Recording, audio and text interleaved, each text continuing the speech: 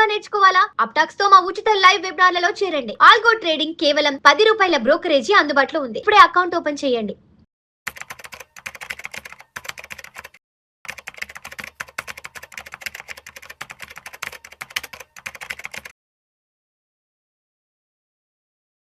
నమస్తే అండి, welcome to Suman TV. నేను విజయకర్దార్. ఒక ల్యాండ్ అమ్మితే ₹1,00,00,000 వచ్చిందండి, ఎక్కడ ఇన్వెస్ట్మెంట్ చేయాలి అనేది క్వశ్చన్. ఇప్పుడు చూడండి, నాకు రీసెంట్గా ఒక క్లయింట్ వచ్చారు మా ఆఫీస్కి. ఆయన దగ్గర 46 ఇయర్స్ ఉన్నాయి. వాళ్ళు ఒక చోట వాళ్ళ హోమ్ టౌన్లో ఒక ల్యాండ్ అమ్మారు.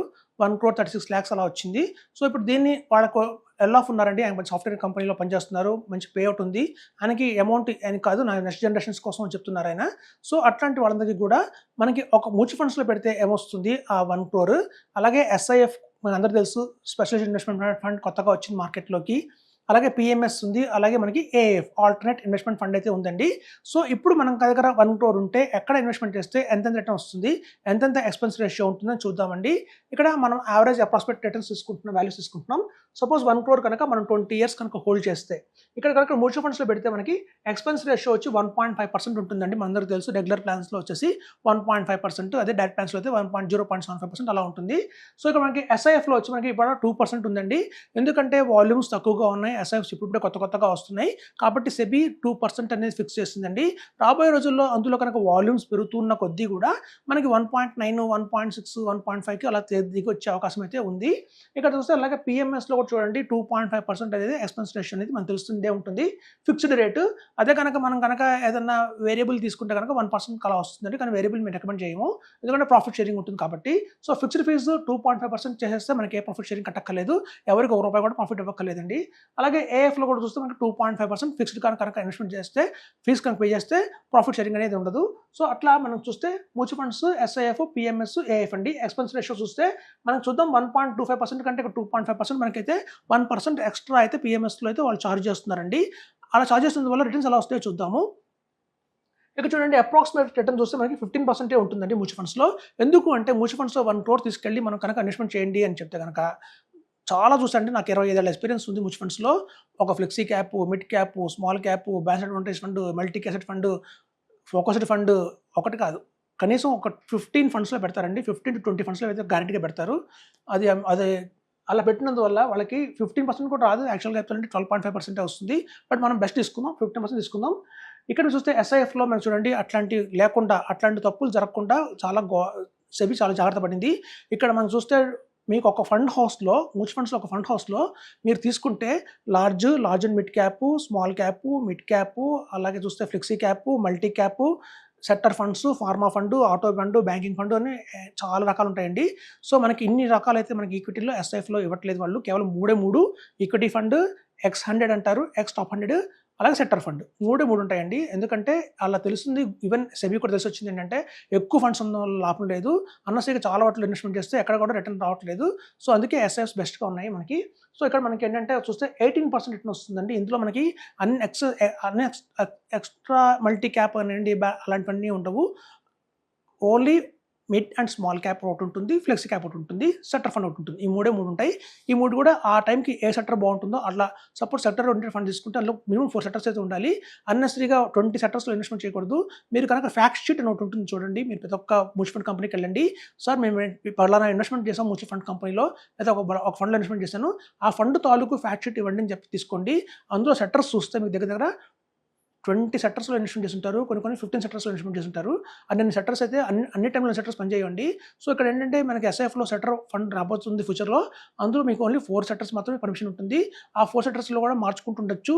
సపోజ్ డిఫెన్స్కి ఇప్పుడు టైం లేదు, ఇప్పుడు పిఎస్సికి బాగుందంటే పిఎస్సి షిఫ్ట్ అయిపోవచ్చు. అట్లా మనకి క్రిస్పీగా ఓన్లీ క్వాలిటీయే వస్తుంది కాబట్టి మనకి ఇక్కడ 3% ఎక్స్ట్రా రిటర్న్ ఎక్స్పెక్ట్ చేస్తున్నామండి, అంతకంటే ఎక్కువ చేయట్లేదు. సో అట్లాగే పిఎంఎస్ తెలుసు, మన దగ్గర లాస్ట్ 10 years డేటా ఉంది. మా దగ్గర చాలా మంది ఇన్వెస్టర్స్ మా ఆఫీస్కి వస్తుంటారు, సార్ పిఎంఎస్ అంటే కేవలం మ్యూచువల్ ఫండ్స్ కంటే రూపాయి ఎక్కువ అంటారు కదా అని చెప్తారు. కానీ నేను తీసి చూపిస్తాను వాళ్ళకి. 10 ఏళ్ల నుంచి కన్సిస్టెన్సీగా 20% రిటర్న్ ఇస్తున్న పిఎంఎస్లు చాలా ఉన్నాయి మనకి మార్కెట్లో. నేను చెప్తానండి, పిఎంఎస్లో కొన్ని ఫండ్స్ ఉంటాయి, అది పోస్టల్స్ కంటే రిటర్న్ ఎక్కువ ఇవ్వవు. కానీ కొన్ని పిఎంఎస్లు ఉన్నాయి, ఎక్స్ట్రాడినరీ పిఎంఎస్లు ఉన్నాయి. ఒక 10 పిఎంఎస్లు దాకా ఉన్నాయండి ఇండియాలో బెస్ట్. అవి ఎట్లా అంటే 20, 30, 40 అలా ఇచ్చే రిటర్న్స్ ఉన్నాయి. సో మనం తెలుసు మనం పెడితే మాక్సిమం 1 or 2 PMS కంటే తీసుకోలేము. సో ఉన్న ఆ 10లో కూడా ది బెస్ట్ మనం ఇస్తున్నాం కాబట్టి ఇన్వెస్టర్స్ అందరికీ కూడా 20% వాళ్ళకి కంఫర్టబుల్గానే వస్తున్నాయండి. సో 20% రిటర్న్ తీసుకుందాం. ఇక్కడ ఏఎఫ్ ఉందండి, అది కూడా మనకి 20% రిటర్నే వస్తుంది. ఎందుకంటే ఎవరైతే పిఎంఎస్ చేస్తున్నారో వాళ్ళే ఏఎఫ్ కూడా చేస్తారు.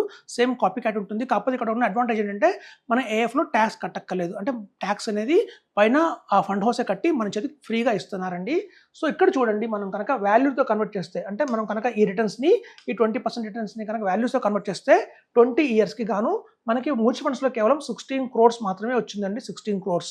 వేరస్ ఎస్ఐఎఫ్లో కనుక మనం 27, అంటే అత్యధికంగా ఒక 11 crore ఎక్స్ట్రా తీసుకున్న వాళ్ళం అయ్యాము. జస్ట్ ఎస్ఐఎఫ్ మూవ్ అయినందుకు. మనం కనుక కొంచెం ధైర్యం చేసి మనం కనుక 38 CR వచ్చిందండి మనకి పిఎంఎస్లో. అదే 38 CR మనకి ఇక్కడ 0 ట్యాక్స్తో వచ్చింది ఏఎఫ్లో అయితే. ఇక్కడ చూడండి మనకి అమాంతం చూస్తే రిటర్న్స్ డబుల్ రిటర్న్స్ అయితే వస్తున్నాయండి పిఎంఎస్ కంటే కూడా. చాలామంది చెప్తారు ఎక్స్పెన్స్ రేషియో చూడండి, ఎక్స్పెన్స్ రేషియో చూడండి అంటారు. ఎక్స్పెన్స్ రేషియో 1% ఎక్స్ట్రా తీసుకున్నందువల్ల దగ్గర 10 కోట్లకు మీద మనకి రిటర్న్స్ అయితే ఎక్కువ వచ్చాయండి. అది చాలామంది చెప్పరు. సో ఇదండి మనకి అల్టిమేట్గా తెలిసింది ఏంటంటే పిఎంఎస్ ఆర్ ఏఎఫ్ 1 crore కనుక మనకి అబోవ్ ఉందంటే కనుక వాళ్ళ ఇంటికి ఏఎఫ్కి వెళ్ళిపోండి, లేదా 2 PMSలు తీసుకోండి, రెండేనే బాగానే ఉంటాయి. సో మనం కనుక కార్పస్ పెంచుకుంటూ వెళ్ళిన కొద్దీ మేము చెప్తుంటాం ఈ ఏఎఫ్లో కాకుండా ఇంకో ఏఎఫ్లోకి వెళ్ళండి, ఆ ఏఎఫ్లో కొంత అమౌంట్ తీసి ఇంకో ఏఎఫ్లోకి వెళ్ళండి, అలా మేము మార్చుకుంటూ వెళ్తాము. సో అలా వెళ్ళి మనకి దగ్గర 38 CR అక్యుమిలేట్ చేయొచ్చు. ఇప్పుడు చూడండి, ఫర్ ఎగ్జాంపుల్ మనం కనుక చేయలేదు ఏమవుతుంది, ఇవాళ కనుక మనం పిఎంఎస్ ఏఎఫ్ చేయలేదు ఏమవుతుంది, రేపొద్దున మన ఫ్యూచర్లో మన కిడ్స్ కనుక మన పిల్లలు కనుక ఆ రోజు ఒక క్వశ్చన్ నడుస్తున్నాయి మనల్ని, డాడీ నీ దగ్గర 1 crore ఉంది కదా, నువ్వు ఎందుకు పిఎంఎస్లో పెట్టలేదు, ఏఎఫ్లో ఎందుకు పెట్టలేదు అని మనం క్వశ్చన్ అడిగితే మనం ఏం సమాధానం చెప్పాలి అనేది ఇవాళ మీరు డైరీలో రాసి పెట్టుకోండి. ఒకటేంటి ఉంటుంది, బహుశా నాకు దాని గురించి అవేర్నెస్ లేదు అని చెప్పచ్చు. ఎవరైతే అడ్వైజర్ దగ్గరికి వెళ్ళానో ఆయన రిస్క్ ఎక్కువ ఉంటుంది అని చెప్పి భయపెట్టాడు నన్ను, అందుకు నేను చేయలేదు. లేదా కేవలం ఒక అడ్వైజర్ ఎక్స్పెన్స్ రేషియో మాత్రమే 1% ఎక్స్ట్రా ఉంటుందని హైలైట్ చేసాడు తప్ప రిటర్న్ 10 కోట్లు ఎక్స్ట్రా వస్తుందని చెప్పలేదు. అట్లాంటి రీజన్స్ అని చెప్పాల్సి వస్తుంది. ఒకవేళ మన దగ్గర అంత అమౌంట్ లేదు కనుక చేయలేదంటే అది జెన్యూన్ రీజన్ అండి.